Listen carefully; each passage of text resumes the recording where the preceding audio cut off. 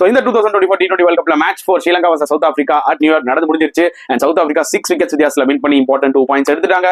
So இந்த New York wicket வந்து பாத்தீங்கன்னா நிஜமாவே ரொம்ப ஸ்லகிஷா இருக்குங்க, பயங்கரமா டூ பேஸ்டா இருக்கு. பேட்ஸ்மேனால விளையாடவே முடியலன்னு தான் சொல்ல முடியும், to be very honest. And toss win பண்ணி பேட்டிங் எடுத்த ஸ்ரீலங்கானால 77 தான் அடிக்க முடிஞ்சது, அதுவும் 19.1 ஓவர்ஸ். அப்ப பாத்துக்கோங்க எந்த அளவுக்கு டிஃபிகல்ட்டா இருந்திருக்கும்னு சொல்லிட்டு.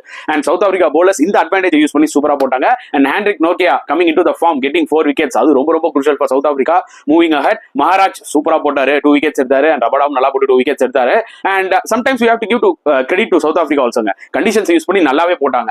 அண்ட் இந்த டார்கெட்டை சேசிங்ல வந்து பாத்தீங்கன்னா ரொம்பவே ஸ்ட்ரகிள் ஆனாங்க ஆக்சுவலா சவுத் ஆப்பிரிக்கா. இன்ஃபேக்ட் 16.1 ஓவர்ல தான் இந்த 78 டார்கெட் ஆக்சுவலா அவங்களால அச்சீவ் பண்ண முடிஞ்சது, அதுவும் 4 விக்கெட் விட்டுட்டாங்க. It was very tough to bat on. Sri Lankan bowlersல வனிந்து வசரங்கா போட்டு 2 விக்கெட்ஸ் எடுத்தாரு. மத்தபடி பேஸ் bowlersலாம் சூப்பரா யூஸ் பண்ணி போட்டாங்க. பட் ஸ்டில் எனக்கு தெரிஞ்சு ஒரு 110 or 120 இன்கேஸ் ஸ்ரீலங்கா அடிச்சிருந்தாங்கன்னா மேட்ச் வினிங் ஸ்கோரா இருந்திருக்கும் போல இருக்கு இந்த மாதிரி ஒரு விக்கெட்ல. சோ இந்த மேட்சை பத்தி நீங்க என்ன ஃபீல் பண்றீங்கன்றத கமெண்ட் செக்ஷன்ல போடுங்க.